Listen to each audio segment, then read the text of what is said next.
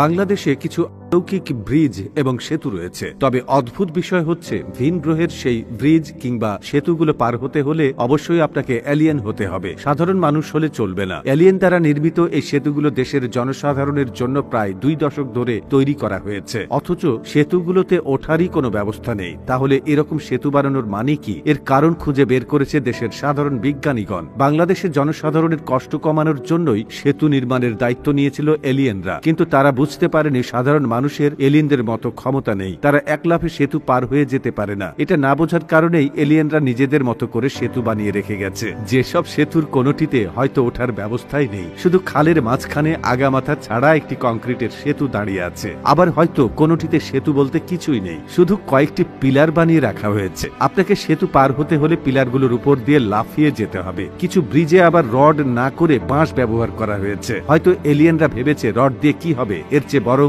দেশীয় কাঁচামাল ব্যবহার করাই ভালো, সেটি হচ্ছে পাকা বাঁশ। কুমিল্লার নয়াচর গ্রামে খালের উপর রয়েছে এক সেতু, যেটির নির্মাণ কাজ আজও শেষ হয়নি। বিলাসবহুল এই সেতুর নির্মাণ কাজ কবে শেষ হবে তা কেউ জানে না। মানুষ শুধু জানে একটি সেতু নির্মাণ করা হচ্ছে। সেখানে গেলে দেখা যায় পানির উপর দাঁড়িয়ে আছে 4টি পিলার। 23 বছর ধরে ওভাবেই রয়েছে সেতুটি। পটুয়াখালীতে রয়েছে এমনই একটি সেতু, যার নির্মাণ কাজ শুরু হয়েছিল 2012 সালে। এই সেতুতে আবার ওঠার ব্যবস্থা ঠিকই আছে, মাঝখানে শুধু মূল সেতুটাই নেই। দেশে এরকম আরো কত শত এলিয়েন ব্রিজ রয়েছে তা কেবল সেতুর সুমারি হলেই হয়তো বলা সম্ভব। প্রশ্ন উঠতে পারে, সেতুর যদি এই হাল হয় তাহলে বাজেটের টাকা কোথায়? কোন রকম গবেষণা ছাড়াই জানা যায় সেতুর জন্য যে পরিমাণ বাজেট ধরা হয়েছিল তা পুরোটা কাজে লাগেনি বলে এলিয়েনরা সেগুলো ভিন গ্রহে পাঠিয়ে দিয়েছে, যেন ভিন গ্রহের অর্থনীতি একটু চাঙ্গা হতে পারে, কেননা তারা অনেক দিল দরিয়া। এখানে আরো প্রশ্ন উঠতে পারে, যদি বাজেট কাজেই না লাগে তাহলে এত খরচ দেখানোর মানে কি?